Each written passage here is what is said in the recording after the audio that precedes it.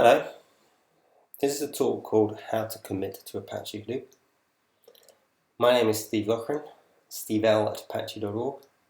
I am a Hadoop committer, I've been for a number of years, and I work at Organize. This talk is very much targeted at new committers to Hadoop to say this is how we work, or at least some of the concepts of how we work, and certainly how I do things. But it should also be relevant to anybody that wonders how code actually gets into Hadoop as part of the Hadoop development process.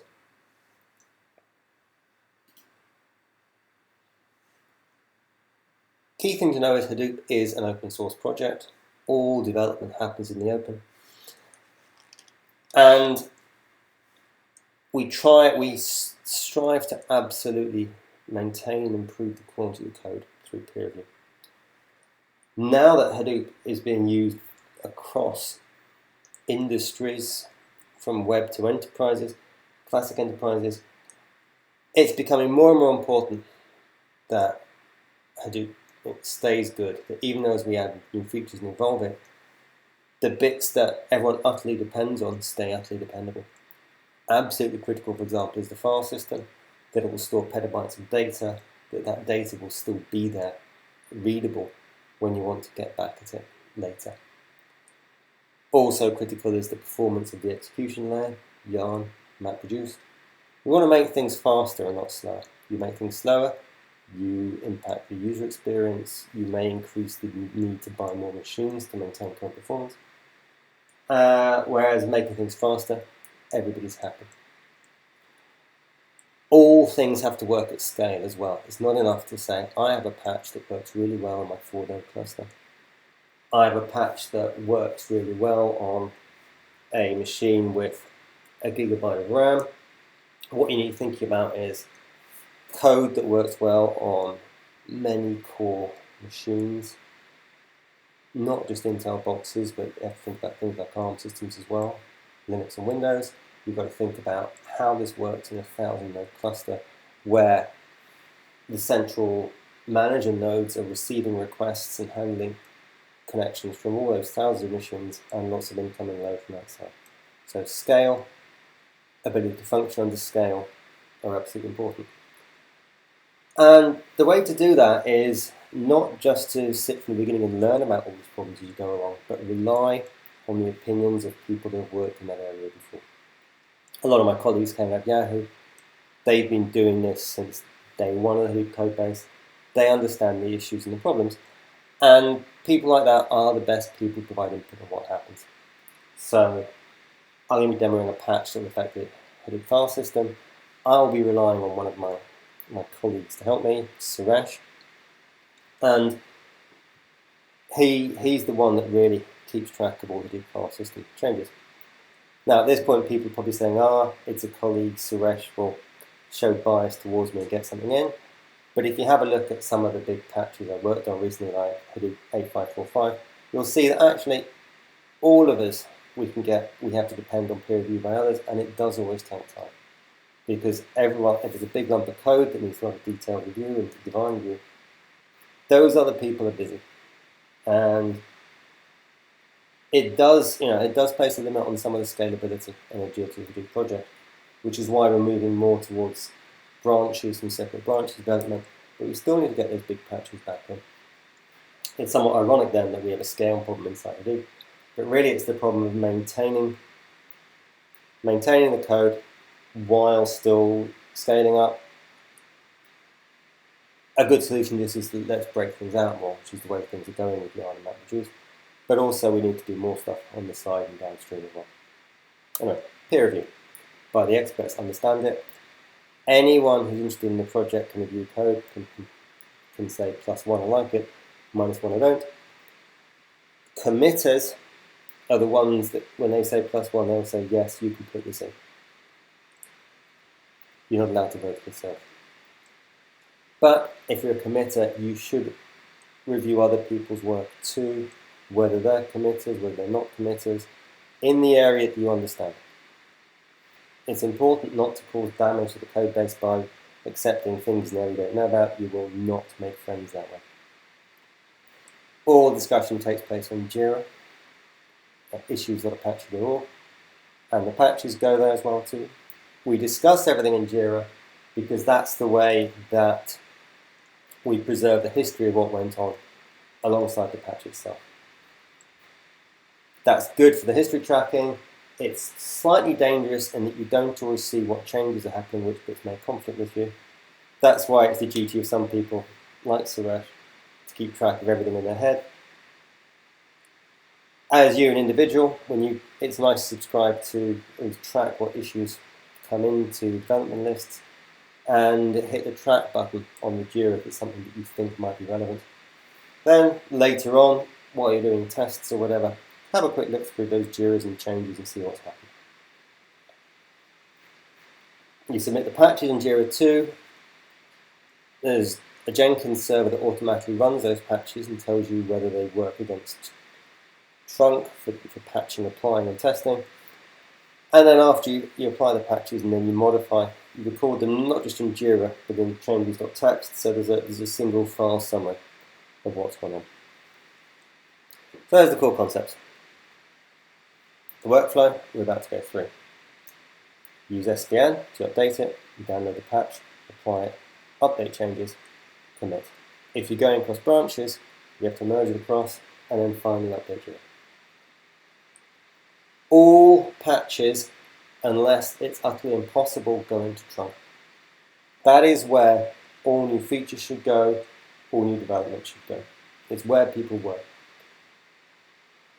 There is usually one or two production branches behind that. Currently, branch 2 is where most development is going on. Branch 1 is still being maintained for bug fixes and the odd backporting feature. But everything goes into the Hadoop trunk. You may want to backport it into the earlier versions. The further you backport something from the trunk, the harder it gets to do. Generally, it's bug fixes that go back in, apart from some really interesting features. So, work with trunk would be a recommendation. Test with trunk 2. If you want to backport it, you better test there as well. It's noticeable that Jenkins does not test against anything other than trunk, so you have to do that by hand. Now, let's find a patch. Let's find a Jira field for a patch. Here we have Hadoop 9991. It's worth noting that syntax crops up a lot in discussions where someone just, oh well, I'm going to apply Hadoop 9991 here. That is an implicit reference to a Hadoop issue under issues Apache.org. Anything with Hadoop dash at the bottom refers to Hadoop common. If it's HDFS dash, then it's a HFS issue, yarn dash, and MapReduce dash, etc. They're often quite interrelated. And other Apache projects that are run in Jira could be linked in quite nicely too. This patch, for example, refers to Apache Bookkeeper as a related bug. It shows you that Hadoop, there is more than just the Hadoop code base. Often the HBase people say, hang on, we've got a problem, can we work together and fix it? And there's a Zookeeper, there's a Cumulator, there's lots of things going on. And collaboration across the Hadoop projects and Hadoop stack, including some of the projects that are very close to Hadoop but not actually inside the Apache codebase, is how we work together and improve quality.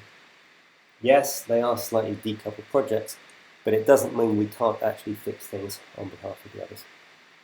So, here is an issue created by me back in September saying we have to improve the Hadoop POM, the dependency metadata in the build files to say, let's export less junk to downstream projects. Let's be more up to date with our dependencies. I'm having this problem with a project I'm working on called Hoya, HBase on Yarn, where it's putting in Hadoop 2, HBase and Cumulator, and there's a lot of conflict there with versions. So this says fix up releases and go up to date. That's actually quite a big project, and we have to do it step by step, binary by jar by jar, just to make sure that no single change, we can really isolate what's going on and what's going to happen, which is why I've created lots of sub-projects and different bits of work here. So we're going to pick one of them. So it's a nice simple one here, Hadoop 10147. Let's look at this. This is actually filed by somebody else, Eric, but it relates to that same issue of let's update Hadoop and its dependencies. What it says is the commons logging 1.1.1, that's Apache commons logging, has a deadlock, a red condition, which we can fix by moving to Hadoop 1.1.2 or later. So it is not a POM dependency patch. It shows up in HDFS, which is interesting, but the patch goes into Hadoop common. So what I got from Eric was code with stack trace. Stack traces are very, very useful. We'll discuss what's going on. I've written a patch and submitted it. Jenkins had a look at it and says, well, this is all really good. Everything still works test-wise, but you have not written any tests, so it's going to veto it. But it does. Please justify why tests aren't available or what you did by hand. We prefer automated tests because we can regression test on them. If it's a very obscure problem related to a specific machine or network, then we can't just do them, so some manual verification is good. Here we are in a situation where we have intermittent race conditions that will show up in tests but nowhere else. We clearly don't see them in Jenkins with the deadlocked, so we're just going to have to say we can't replicate this at all, but given that Apache Commons logging 1.1.2 onwards has the fix in, we're confident that that at least will fix this problem. So, going to Commons logging, but it actually fixed the problem in HDFS, so I've actually created an HDFS Jira to flag up the same problem, say there's a deadlock caused by logging, and I stuck the same patch file in. That lets people know what's going on, it's related to it, it's incorporated in it, same Jenkins result, and Suresh has had a look at it and says, yes, go for it. I'm actually going to apply the patch to Commons, but just letting the HDFS people know what's going on stops us breaking things by putting stuff in that they don't know about. Anyway, the patch is good to go. So what I'm going to do is actually download the patch I created myself and save it into a directory, incoming. There's the patch. Even if, as in this case, I'm creating the patch myself, I am not going to apply a copy I've got around to hand and merge it in. We're not playing games with Git and merging branches in. And the reason I'm deliberately pulling in the patch file and applying it myself is it means I can be 100% confident that I'm applying exactly the one that I showed to everybody else, that Jenkins went through, that people reviewed. So I've saved that file. Now what we'll do here, it says, I download the patch and I apply it, which is git apply. A bit of white space patching at the end, just in case I need to. Now, this patch is going to go into branch 2 and branch 1, and trunk. So, as I said before, everything goes into trunk, sometimes branch 2. I'm actually going to apply it to branch 2 and then push it forward. The reason for that is purely because it actually makes it easier to do a merge, including changes.txt. So first, in my branch 2 directory, let's go update. There shouldn't be any changes. I work in the UK, so during my working hours, there's actually this relatively low rate of change compared to in the US time zone. It means I can do things without banging into race condition errors, but I still need to check. Let's get an update. Let's go. Alright, it's good to go. So let's apply the patch here. I wrote this patch back in December. Is that right? Yeah, 6th of December. Well, patch came in the 18th, which is now a few weeks ago. There is a risk that since then the code may have changed and the patch may not apply. We're going to find out. But it's a reason why you want patches to go in fast. So, minus fix. Patches.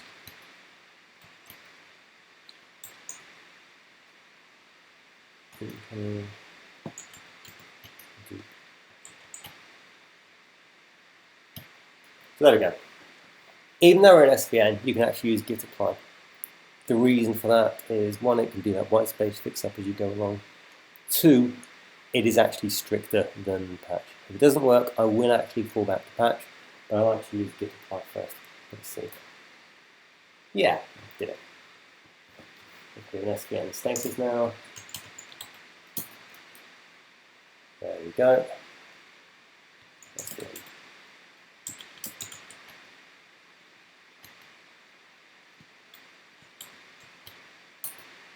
There we go, it's gone in nice and happily. So that's the core bit of code there that's already good to go.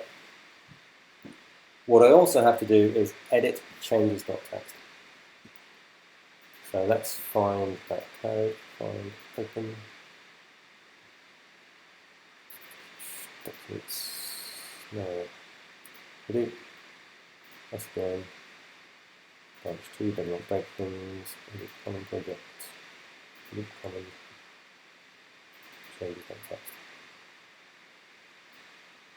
This is the hadoop training code for branch 2.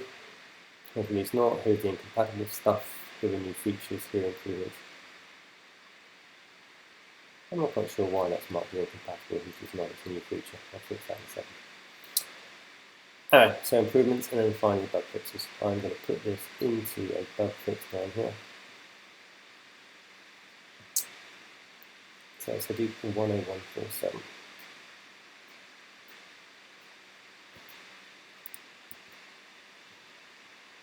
Now alongside the patch code, I also have another window here.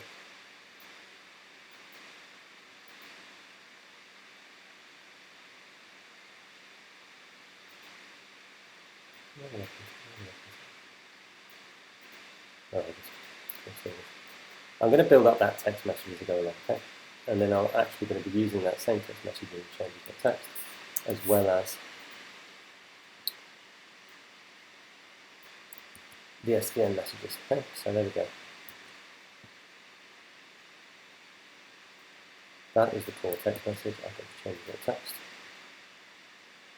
Make sure we're fixing the right version. Yep, 2.4.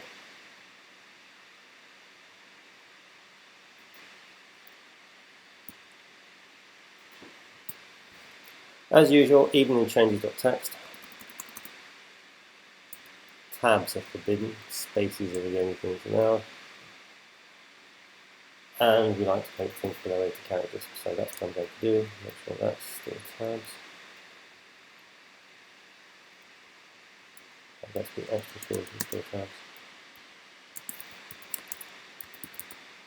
So, there's the patch in there, hadoop 10147, update comments logging, and Steve L, the person who committed it. If it was done by somebody else, like here, finish with Sinclair, via Steve L. Just to say who did the work, who gets the blame. We also update on Jira who actually did a patch, and we assign it to whoever actually wrote the patch that went in. That's how we track who's been submitting lots of work that is eligible to become a committer. We do like to keep an eye on who's up there, who's been doing lots of good work, and say, why don't you become a committer? Which is a way of recognising what they've done and also gives them more of an ability to actually review other people's code. So that's why we always try to assign things. Now, that's gone in there. We're going to save that file. Let's do a check again. Change.txt is in there too. Right then, so let's build up the commit message here on that same bit of text we had before.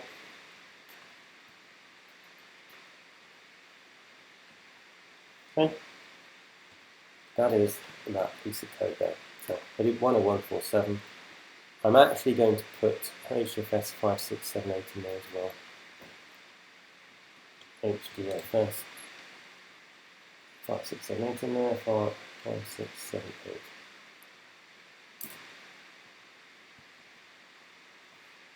Upgrade comments logging. I actually think about it, I might put that into the original one as well. Just so that people can correlate it with what actually happened.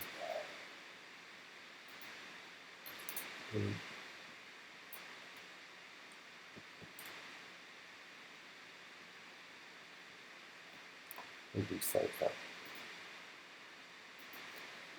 So we've got a patch in there, we've got a commit there, so let's do it.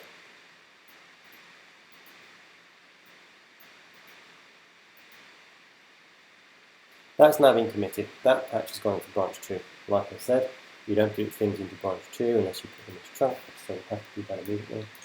Let's go an update, make sure this is up to date now. Go back to here. 1554802 is the original. Okay?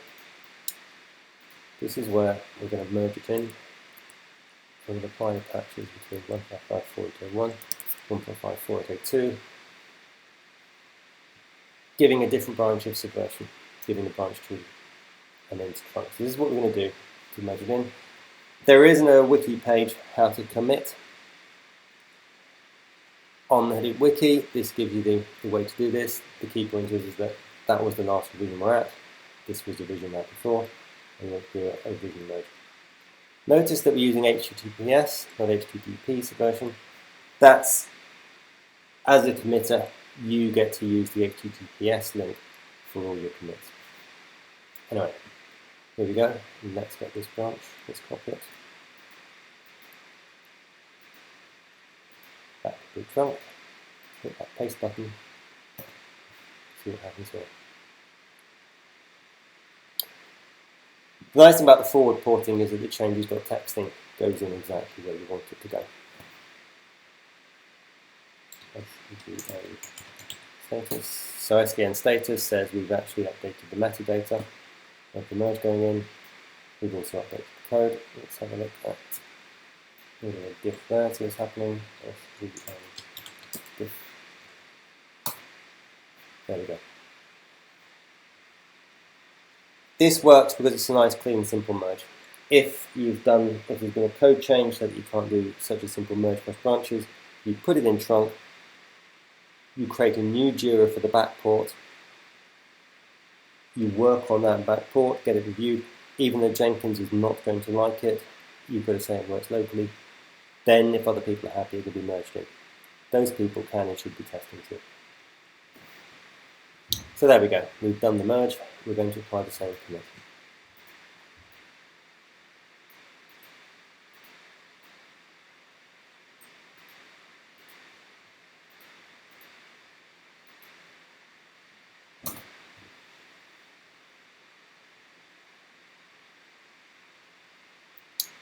There we go.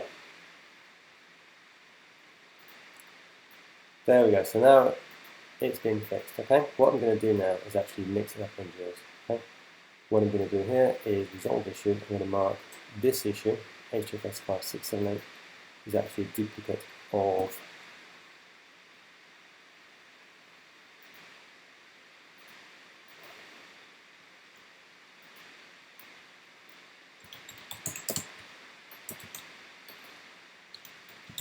the now committed. Right. So closing is duplicate of the now committed Hadoop 101479. If you use JIRA, cross-references like this automatically get filled in with links and even put a line through them when they're committed, so it's very, very useful to do. Remember to spell them right, one little typo, and you end up with links that go to things that are random. Notice also that we put the patch names into the commit message. That's critical because that's how Jenkins can keep track of when a patch is actually gone in. It'll actually say, it'll be tracking the commits, and it'll actually flag on the JIRA issues when something goes in based on that keyword in the commit. It also means when you do an SVN log, we can see what happened here, and it will tell us which issue went for each patch. HFS 4947, 94343, etc., etc., etc. So, very important, get those JIRAs in, make sure they are the right JIRAs, please. So, close that one's duplicate, resolve that. Now we go back to 10417 issue, hit resolve issue, and we actually say fixed And the fixed version is the version of the first version of the Hadoop code base 2.4.0 that actually takes the branch. We don't say trunk here, branch 3, because that is that's implicit there, because you only ever do changes.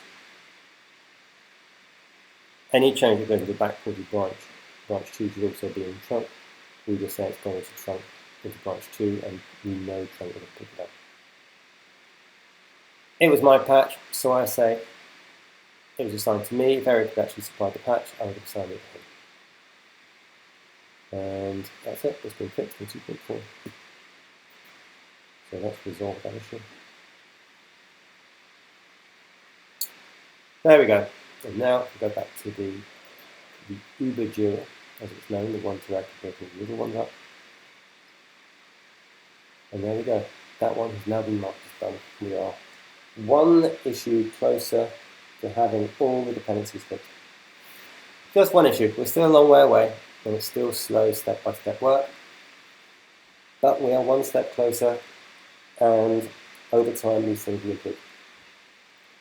It's notable that actually all these manual steps of update, patching, and applying are exactly the same for a very small patch as for a very big one. It means the effort to actually getting the minor things over is surprisingly high, but also those little ones are good ones to patch on, where it's not very big amounts of change and nice and visible, is how you should get used to the process and practice it, because anything you can do with a one-line patch here is exactly the same as you will get on a very, very big patch. And so, that's it. If you're a new committer, welcome to the team. If you're not a committer, you know where Jira is, you know how to submit patches now, you know what we do with them.